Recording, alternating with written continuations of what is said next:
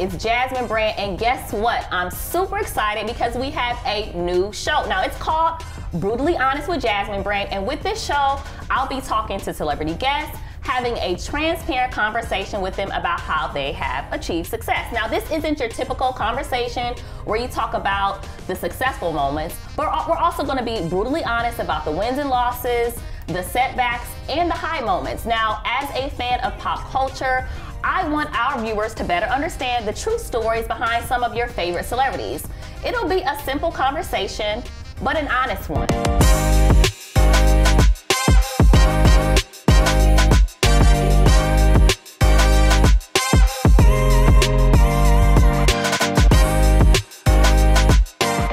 For our guest today, I'm super excited to have someone who is hella talented. He's a comedian, but not only a comedian, he's an artist, he's a writer, he's a producer, he's a businessman, none other than DeRay Davis. I'm super excited to have you. Thank you, thanks for having me too on a new show. What's up? You're my first guest, and you are setting a precedent, and you're telling me what to do behind the scenes. You're telling me. No, I'm making suggestions. He is running the show on the low, but I'm happy for you. I love it already. I love it any time you can build your own platform, from your brand, which is important. So I'm happy to be part of it. So let's get honest up in here. Let's get brutally honest. Thank you for coming. I want to talk about. Can we get timidly honest at first? We can start timidly, and then we can All right, no, okay.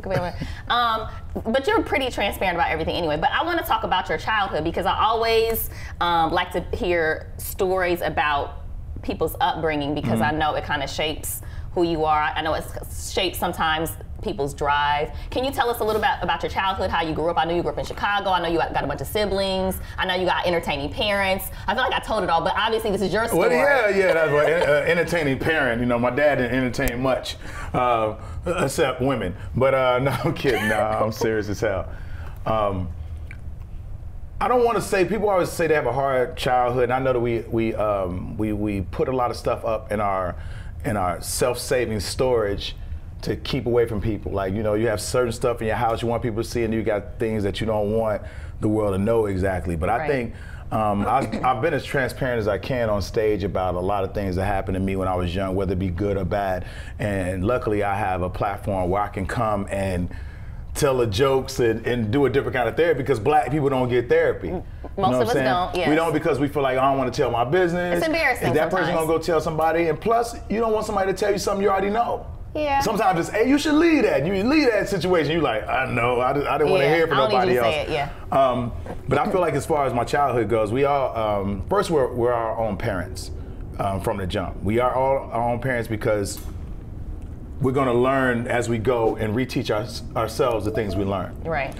So I don't want anybody saying, I don't want to say I had a hard childhood or it was this and that, because I wouldn't be who I am had a lot of things not happened. Right. And I'll mention this, and then in a third world country, there's someone going through, like, you went to school? Like, right, what you talking about? I wish I would have got bullied at school. I wish my mother was, got caught up in that terrible storm of drug addiction and stuff like that, rather than a bombing or something like that. So I don't want to complain when I know that our lives are dope. But I'll say I had a fun childhood, because when I think about it, and I think about the things that seem really crazy, I could laugh about most of them because it apparently didn't hurt me as bad. Right. But I think I moved around a lot. We moved around a hell of a lot. Section 8, I would never really make friends because I'd be like, I'm moving in 3 days, nigga. Can we say that word on here? Is that? Yes. I didn't know that. I didn't know what kind of language it was. First day, I got to set a precedent. Well, you set the tone, so look, Mom, no, I'm kidding. Yeah, you set the tone. Look here. You're like, whoa, it's a show. I don't know if you want specifics, like you mean like school, parents, mom. Like, I'll say that I was never really attached to people. Okay. Just as a person, it's just how I moved.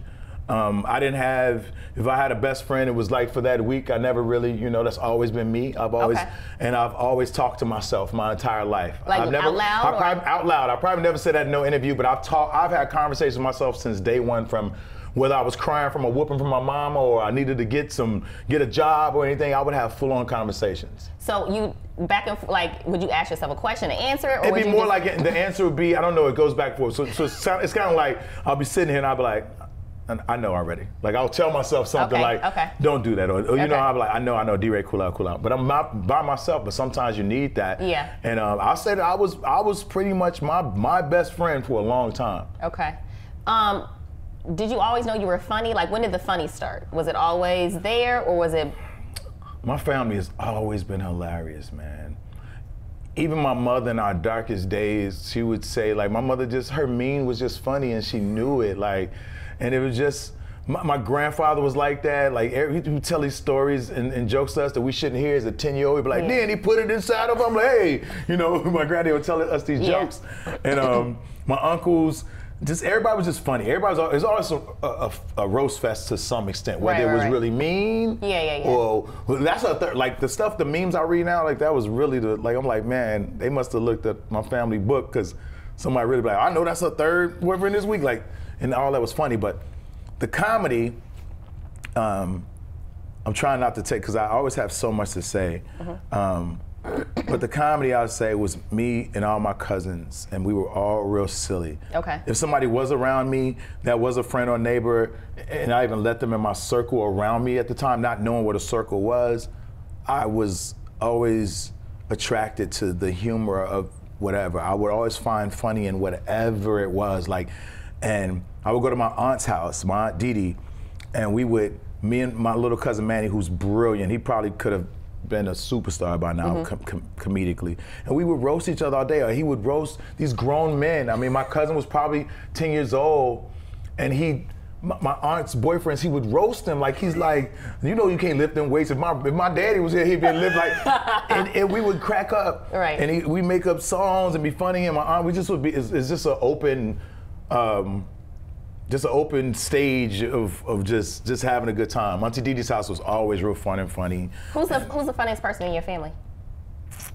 If you look into the depths of my soul, I'd say my mom, because she's such so many different people all the time. And you'd be like, yo, which Ruby am I getting right now?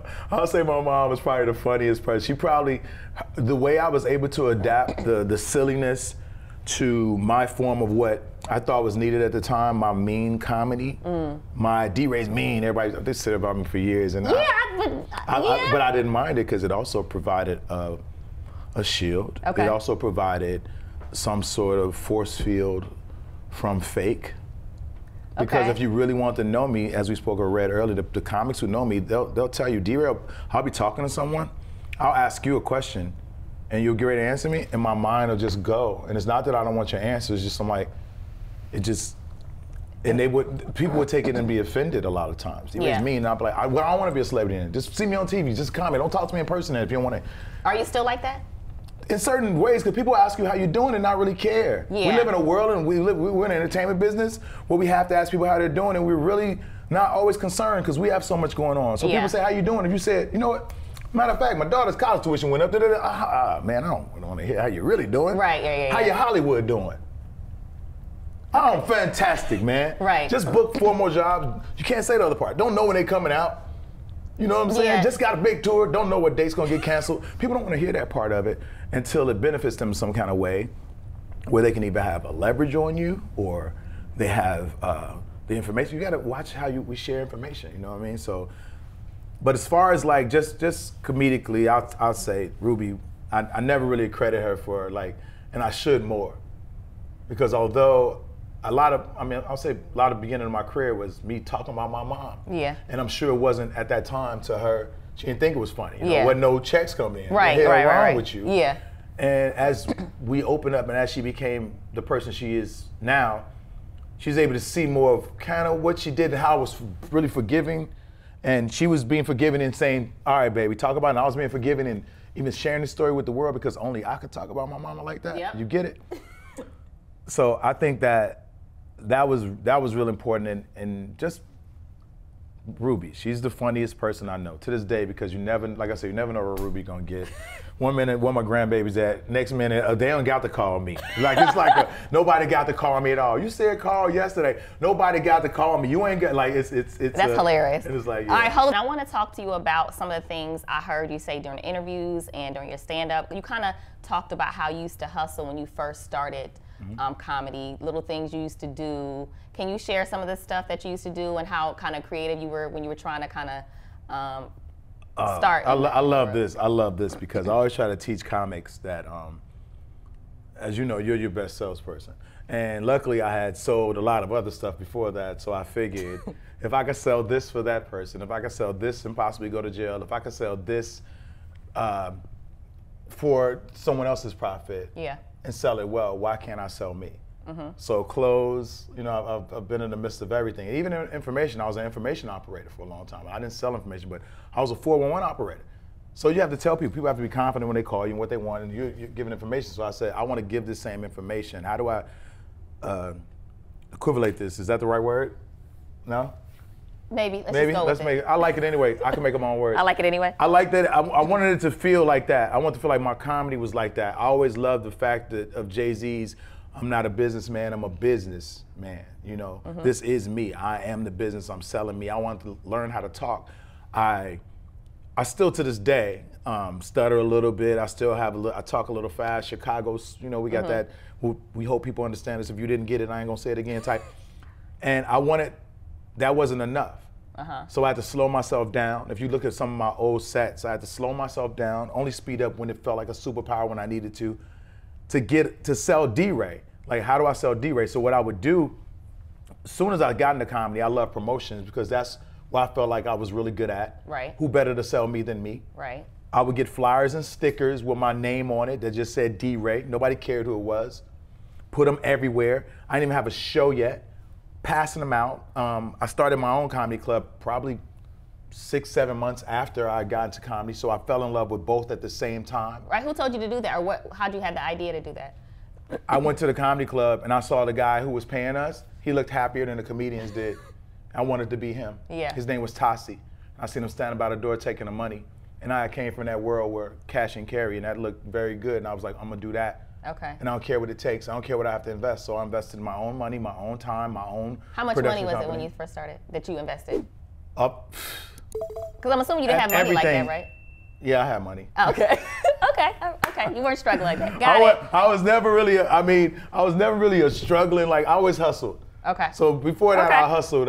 You know what I'm saying? Well, let's talk about how you got started. Like, let's talk about how you were actually discovered, or you know, what brought you officially into the comedy world. Explain that. Okay.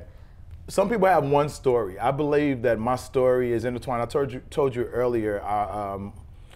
My aunt Didi, her husband, his name is Jimmy. Jimmy was a bartender at a comedy club. Had never seen comedy before. Spoke to him about some things, my uncle. He invited me down. Just to leave it at that. Okay. I was basically going there to see him. I was like maybe 19 going on 20, something like that. Maybe 20, in that area. And I went in the back and I talked to my uncle who was bartending. And I was like, what is this going on? It was stand-up comedy. And I was like, I love it. I'd never seen it. Okay. I'd never seen it. What did you love about it? The instant gratification. I tell a joke, y'all laugh. I tell a joke, y'all laugh. And I thought about me and my little cousins roasting each other and how much fun we had at that moment. Okay. I had never watched comedy on TV.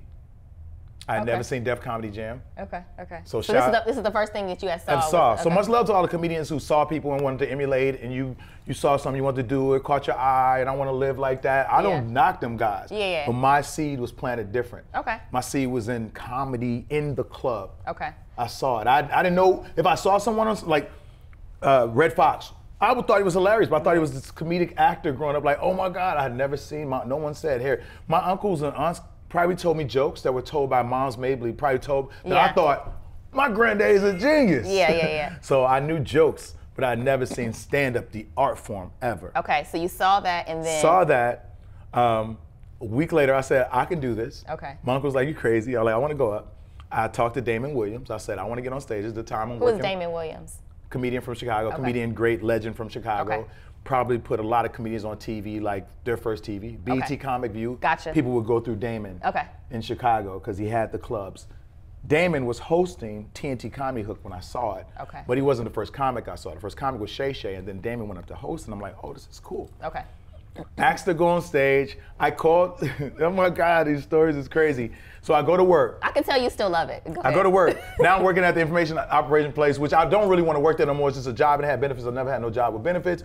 At the time I was married, this is even odder. Young and married, out of high school, yeah. What? Married. We're gonna come back to that. No, we won't. Anyway, this lady is there, she's on the phone, and I'm telling her, she's one of the employees, I'm like, hey, I'm gonna do comedy next week. Right. I want all y'all to come. And she's like, who you doing comedy with? I said, this comedy club, TNT Comedy Hook. She said, that's my husband's cousin. Her husband, I forgot her name, apologize for it. Okay. Her husband's name is Rel, they call him Uncle Rel in Chicago. Uncle Rel, who your uncle? And he was Damon's cousin. He wasn't doing comedy at that particular time, but Damon was his cousin. Okay. So she called Damon on the phone while I'm at work, and I'm like, that's the dude I just was at the comedy club with. And he gets on the phone, and I said, hey man, you remember me? I said, my name, I met you in the back. I said, my name is DeRay. And he said, I said, you remember me? He said, yeah, how many DeRays do you know? And I remember that conversation. I said, can I really go on stage? He said, you writing your jokes? You writing? I'm like, yeah, I'm writing it, but I never thought to write like that. So I jotted some stuff down on the pad. Next week I go, Damon brings me on stage. It was Sunday night, which is still iconic in my mind because my comedy club actually started on Sundays before it grew into what it is. I still will always forever love a Sunday night comedy show because that's the day my comedy was born. And I get there and I'm nervous in the back. My wife's there, had steak cut up for the first time. I've never had a full steak so they had steak there, it's called TNT Comedy Hook, and they charged us cheap for the steak, then the steak was $13. And I was like, oh man, I never had a steak I cut up other than Sizzler when your mama. But I never had a steak like on a plate next to some vegetables that you didn't have to go up to the buffet and get. So I, like that. And we're in a restaurant. So I'm like, man, they get steak for comedy. This is fantastic. So I'm getting ready to go up, and on the paper I write D, little E, R-A-Y. Damon brings me up, get up for DeRay. Right there, I'm like, oh, he just messed up my name. Did that throw you off a little bit?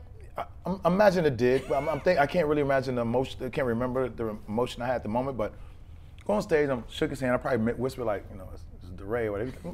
Do your shit. Right. So I go into my jokes and I'm in my book and it's okay. Do you remember your first joke? Wow, I probably have the book. Okay. It may have gotten washed away, not washed, but in a basement flood. But it was a blue book. Okay. So, and I remember the type of jokes I told. Okay. Always was creative. Always was better than y'all.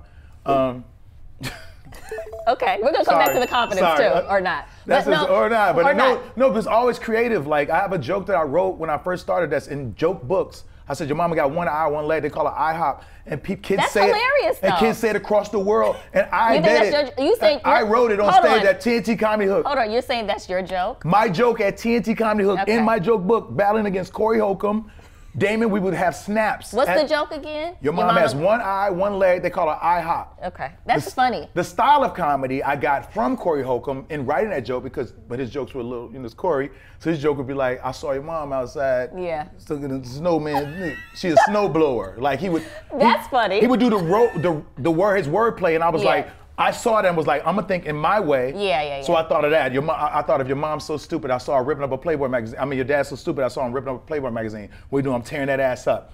Then I did, your mom's so stupid, she wrote, but these jokes have become, I'm saying. I get it. Even though they were corny for but I think they're. where we're at now. I think they're funny though. And you know what I love too? I love that in saying that, it's a comedian somewhere going, he ain't right.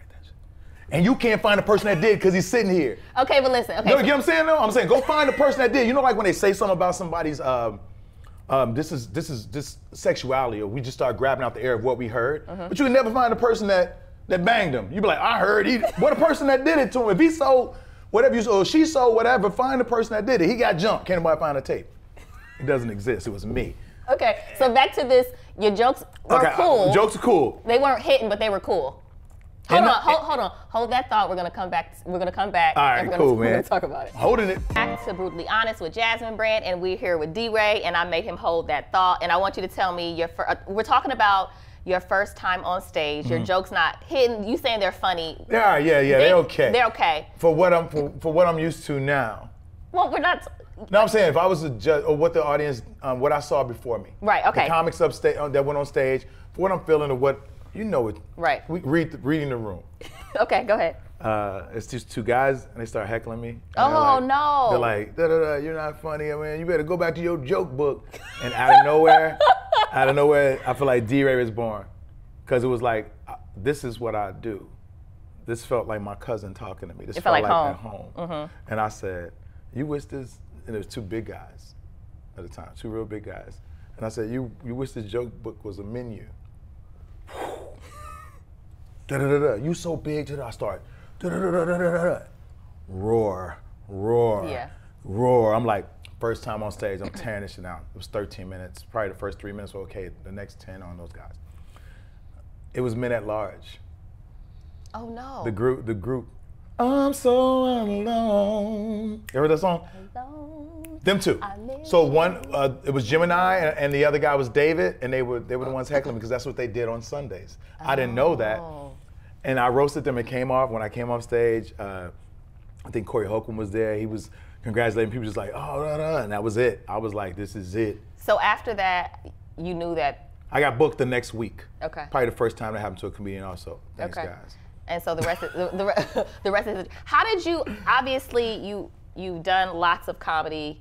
You're known in the comedy world. When did you start getting booked, like for TV and movies and stuff like that? Because I felt like it kind of happened early on. You know, that's why I love, you know, that we are being honest on here, because comedically I'm always confident, and I know what I did. I know I was a wildfire when I came out. Winning the Miller Comedy Search, then coming to LA within a year and winning the Comedy Central. Yeah, people don't do that. On the same day I got my same day I got my TV deal, that night I went and won the Comedy Central Laugh Riots, like the same day. Like, it just don't happen. Right. But when you're thinking you don't have to work, and you're thinking my natural talent, which I just have a talent to talk, gift to gab, funny, and you don't do the actual work, it shows, like with anything else. Okay. And it showed with my acting, it showed with my immaturity, it showed with, there was, like nowadays they even put people in place, I believe, I hope they do, for a lot of the athletes to tell them, this is what the world is gonna give you this first year, be careful, be this and that. Right. That person didn't exist.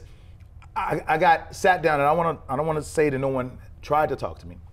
Flex Alexander sat down with me. Okay. He said, DeRay, when I got here, I got all this money. I bought a McLaren. I bought this. Put your money up. Do this. Don't be so confident. Dwayne Martin sat me. Stop saying you so funny on stage. Let the world say it. But I'm like, I'm Jay-Z with it. Why comedians can't talk like rappers talk? You do say that you did say before you talk like you're a comedian, kind of like a rapper. Like yeah, you want to, let's see how funny you is. Spit your bars. Yeah. Let me go after you, and let's not take it to the extreme where we're so engulfed in what you're believing is real beef that you're forgetting about the art.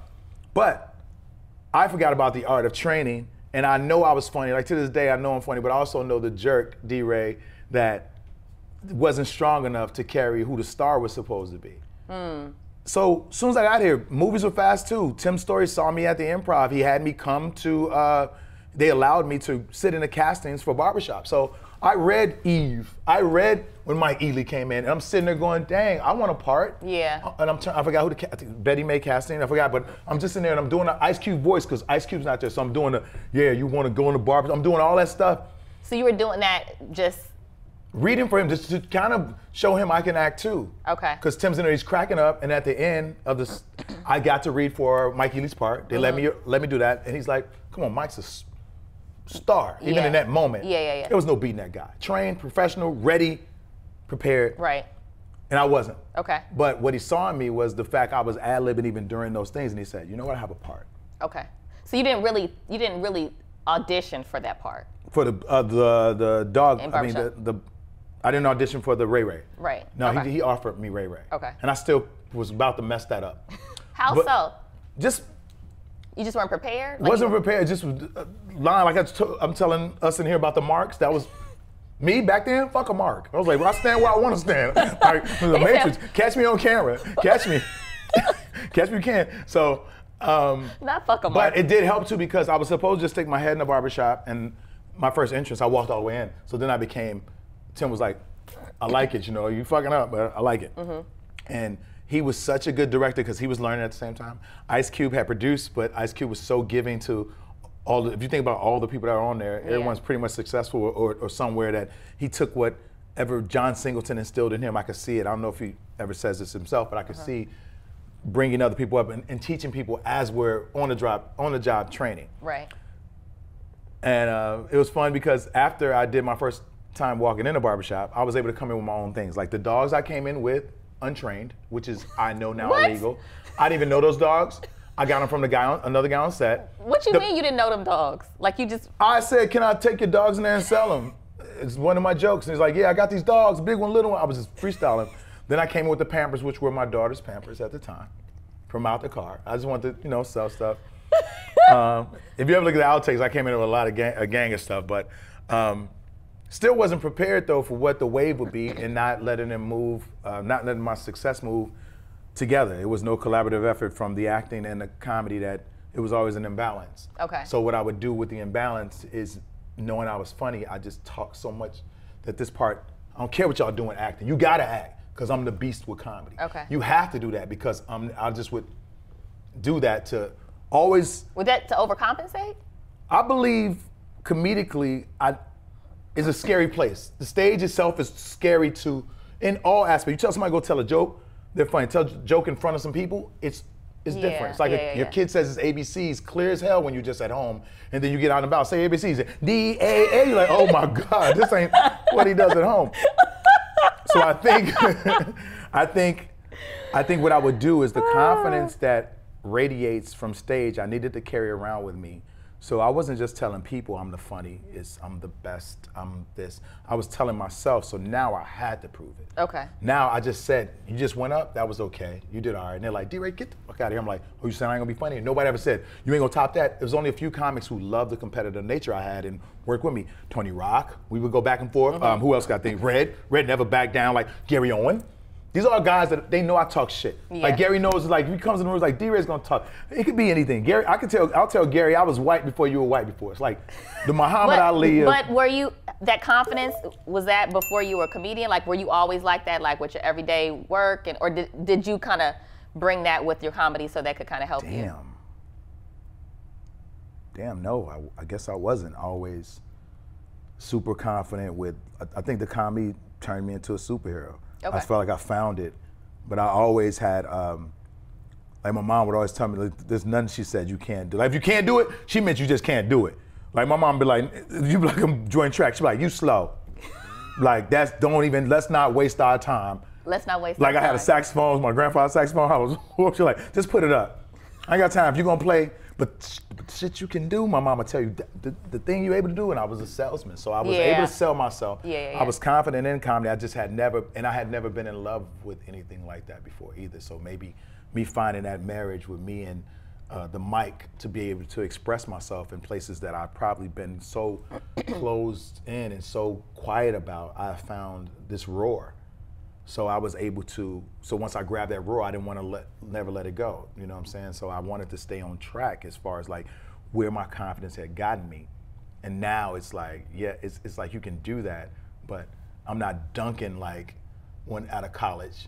You know what I'm saying? You gotta remember who the guys, now who you throw the alley-oop to now, and create that same confidence in people without them having to be mean or be, I feel like I already paved that way. You don't have to be a light skin. People gotta say you light skin man now. Like I did it. All right, I looked out for y'all. Now y'all, we can calm down. They know we tough too. Now let's just focus on the funny. Because the walls I broke down don't exist. You can't even talk the way I used to talk now. And I don't mean like subject matter. I mean, even in confidence, people don't want you in the room. They're like, he's a butt. But I had to be that dude in the room. I had to, and I think that's why me and the John Singletons clicked. Me and the people who were the alpha conversationalists. Is that a word as well? Because if it is, I'm doing great in life. Because these are words just probably randomly pick up. I think it's the helping. Oh, 42 language. And then, okay, hold on. We'll be right back. We won't. We're gonna take a pause. And I'm talking to DeRay Davis, and I want to talk to you about music. First of all, I didn't know you're an artist. I didn't know you could sing or rap. Also didn't know that you were in all these Kanye skits. Can we just talk about the Kanye skit correlation first, and then I want to talk about your music? Yeah, that was an exciting time, man. Because Kanye would come out to the comedy club, and they were the world record holders, and we both worked at the mall. You know what I'm saying? So these guys would be in passing. So you met him at the mall? No, I didn't. We was all GLC was at the mall. GLC worked in the mall. Kanye did too, but I never met. Like we passed each other. Me and GLC were more like. What is GLC? The rapper GLC. I don't know who Leonard? that is. I don't. I feel bad. I don't. Working a slave ship and I ain't made shit. Let me tell you how you know who GLC is. This is what GLC is. GLC is in the background of Encore saying, they love you, Hova. They love you, Jiggle. Oh, I didn't know that. They love you. Can I hit a Hova? That's him. Yeah, I didn't know him. that was him. Okay. Anyway, GLC. Thank you for schooling me. Okay. Leonard. But it's weird that we all ended up in entertainment. Not weird, but end up in the same place after. The mall is just some different stuff. The plaza was just different. Right. But Cootie and Chike. Cootie was right. Cootie's been my guy, comedian. I don't know if you know Cootie was a comedian at first. Okay. Yeah, Cootie was a comedian, poet, actor. Cootie did everything.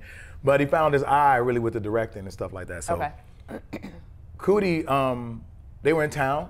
Like, we're here, and this is after a while, and we would go out every now and then he was like, we're getting ready to go do, Kanye's going to the studio. Come just ride with us.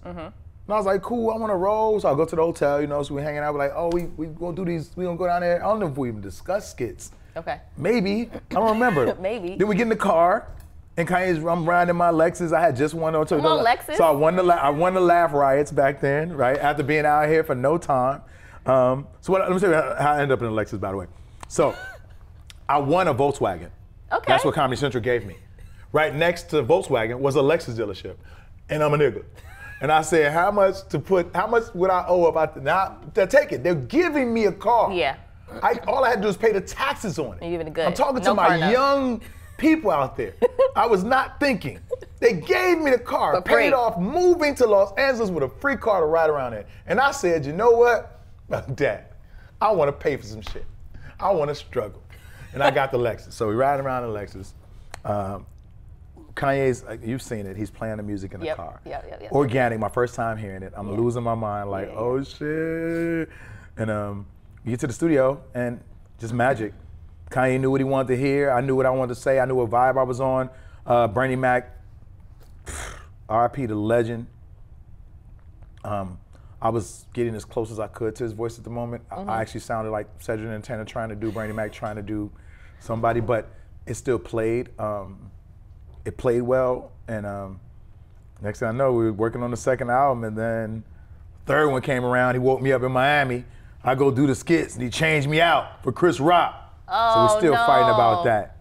Did Bernie ever hear your impersonation? Yeah, I heard during the time. Well, he knew later on when he met me as the comic I was.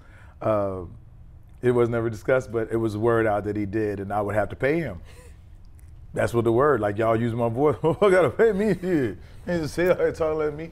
But did you practice that beforehand when you no, did? That's why it sounded so horrific. But the thing is, we didn't. Nobody knew, right? We didn't know because nobody was doing Bernie. So yeah, I sounded like the closest thing to it. We didn't know. My stepdaddies also looked like my daddy when. That's what I had for the moment. Let's talk about your music. Tell me about Super Boost. Super Boost, the group. But hold on. Also, you have a voice, so you can sing too. I can't sing though. You can do a little something. You ain't sing. no Luther, but you can sing. So what I'll do is, that was rude. What I'll do is. That was rude. Jazz can't play no jazz. Can you play? I can. You're the jazz man? All right then. Okay then. That didn't make sense, but still. I got it. No, I can't sing, but I always want to sing in a way in the studio that no matter where I sing live, it wouldn't be no discrepancies. They'll say, I sang just enough in the studio, so if I sing live, they'll be like, at least he sound like himself. Can anyone in your family sing? They believe they can. Everybody can. Somebody has to have a bit of a voice. Does Ms. Ruby have a voice? She'll tell you yes all day. What you're talking about is nothing she can't fucking do. If you lost your mind. That's right. There's nothing. I was supposed to do that. She was supposed to be a comedian. Then I took the jokes with her. My mother could sing. I've never really heard her belt out singing. But maybe she had a lot of shy in her. She was definitely in entertainment. She was dance and all that stuff. My grandfather was deep into music, saxophone and other stuff. I was always surrounded by it. I always could see beats. I would always beatbox. So I love rapping since I was probably 8, 9 years old. So I've always loved it. Always been intertwined with it. Back when music was fun and funny, we'd talk about each other, the lunchroom rapping. Look at your shirt, kind of like Wild 'N Out Wild style. Yeah. So that was always my brother sing people, but no one sat down and was like, let's really like put it together. You know what I mean? So, but I was always in love with the music first, and we live in a world now where it's like people accept what they want to believe, and I'm not mad. That's why I'm just dropping it how I'm dropping it. Yeah. But can we just talk about it a little bit? Yeah. Because I feel like a lot of people, your fans, I'm sure know, but the regular people that know you, like. Yeah, they say they're surprised by the video I just dropped. They're surprised I could rap. They think somebody wrote it for me. I didn't know. But out of 300, 400 comments, it's only 2 people saying it's a no. So those are the same people that's not willing to pay to go to my comedy shows knowing I'm funny. Okay. That's fair, but let's talk about Super Boots. So explain what it is and explain the project. And so my nickname is Boots, spelled differently, but I'm not gonna say how it's spelled normally because then people get all in your business. But it's my mother nicknamed me Boots. Okay. I believe it's for knocking boots since I was little. Oh, I'm kidding, not that. Forgot why she called me that. But as I was in entertainment, I feel like I saved myself. I saved the day, and I've been saving this and saving that and saving up these moments, and Superman saves. So it's Super Boots. It's like, I'm not just me, I need to save myself, and when I step in the booth, just like Superman, I change into, going from Clark Kent, DeRay Davis to Super Boots, the group. And I can't really pinpoint what exact is my favorite genre, because I'm doing them all. And another thing I love is that I see, this is gonna sound weird, but this is how black people think. You see somebody doing something, and you know that you can do it better. You're like, I'm doing all right. And no matter how much they hate on me, I know what it feels like because I play my music in clubs and I don't say it's me. I just watch the audience. This is what we've been doing lately, which we've developed, getting all the footage from and everything, just watching people react. And I'm like, now give me the mic toward the end. So I'd be like, thank you. And, but it's fun. I'm having a good time, man. The album Love and Trappiness is coming soon. I have songs that. When is that gonna come out? I don't have these because. This year? No, I don't need specific. Yes, it has to come out this year because nigga ain't rapping next year. Okay, and no, I'm kidding. I'm still gonna be in the music. I'm still gonna do the artsy form and stuff. But as far as like the real hardcore and having to explain where I come from, all that in my raps, I'm only doing it on this one time because I feel like I did it all before. I've been, like I said, involved in lower music. I've been around a lot of artists forever, and I don't want to say who all the artists I feel like I helped or made a thought of something. I'm not gonna do that to them. They be like, you was in the room doing this. It's like. But I sat with the Tubbies. Okay. I sat with my brother and walked and sat in the room with Jay-Z, with Ludacris, as he said. My brother was the most just ready artist he's seen in a while, although it didn't progress to what it should have. I've been in the room with these people. So you're saying people said that about you? No, I'm saying writing my brother's music. I'm sitting, gotcha. Like when I made the move, as soon as my brother got home, I made the move. Like it took me a few months to be able to get it done, but it's all our ideas, all like, I know what a good song sounds like. Gotcha. You can't sit with me and like bust the rhymes. The people that can rap or say I can rap, and that's what's important. Gotcha. I got. Bust like I heard the record the other day. Why you ain't put that out? And I'm like, or me and Kanye sitting on the phone with me while I'm in Miami and rapping to me when he had I had my deal pending when Def Squad, Eric Sermon, much love to them for you looking out for me. Bernard Alexander being my manager for a while when I wasn't in serious comedy and movies just took the hell off. So I was like, the love for it couldn't have been. I wasn't engaged enough to really give it the effort that I couldn't expect all the glory, and I had not put forth any of the battle for music. And now I'm prepared and I'm comfortable because it's all within me. You know what I'm saying? I control everything now. So much love to everybody that showed me love before. Tank, I did maybe 2 or 3 songs on Tank's Love Painting, but it's just to make the album. But he sat in there and let me rap. Flow Rider, let me use to get back inspired. Let me use Circle House for his last 4 hours. Like. I'm always around it. Diddy, I always send Diddy music, sent him a record the other day. He hit me back. This one's nice. He said, matter of fact, change this. The next one he said, I like this, something like you did well. This was very well, something like that. But the fact that he even said that, because he don't have to say nothing. Yeah. He can say, yo, man, stop rapping. What the heck, man, go crack a joke. Come do my skits. But I don't think his inspiration comes from a fake place either, because people tell you, I'll tell people if something don't sound good, and I'll be around people who have made smashes, and I'll be like, it just don't hit me. Right, yeah. Like some of my songs might not hit everybody. Yeah, that's brutally honest. But I love it, man. All right, let's pause. I'm here having a hell of a entertaining conversation with DeRay Davis. Earlier you said something, and I wanted to come back to it. You were married at 19. I was. What was that about? I don't Love. What are you talking about? It's about 19, a beautiful Haitian woman that swept me off my feet. I met this crazy girl in high school that came from the city. I was in the burbs at the time when we were in high school. And she came out there with the shortest shorts ever, and she was against all the rules, and she wasn't she wasn't like voluptuous type, but she was just her style just was different, and I was like, and it was fire, man, and she appreciated my hustle, and she was crazy and funny and smart, crazy, smart. And, so she was with you before you were popping? Hell yeah. Hell yeah. I think she only made she made a couple comedy shows before it started. She started probably seeing a change in me too. You start wilding out? Start wilding out, yeah, easily. But yeah, man, I saw a lot of my family, and weren't married for the most part. No one was married, you know. And I was like, damn, well maybe that's why things are how they are. Let me be the person to get married. Right. And I don't want to live with a woman if I'm not married to her. Then God wouldn't give me this if I ain't married. And it just felt like what I needed to do, and it felt like it would bring some kind of, I guess, some kind of balance to everything. Okay. But definitely wasn't prepared mentally, or as a lot of people, some people still grown and not prepared. So just imagine, you know. So it was more of the hype of the fire, of the love, of the energy of the, you know. So yeah. How long were you married? Not long, probably like a year and a half, but I was with her in high school too. Okay. So we was together all that time. Do you want to get married again? I mean, you have, hold on, let me say this, because what you about? because we do hear about, and I think you talk about it every once in a while. First of all, you're pretty private, but you kind of, we know you have a relationship, but you are private about it.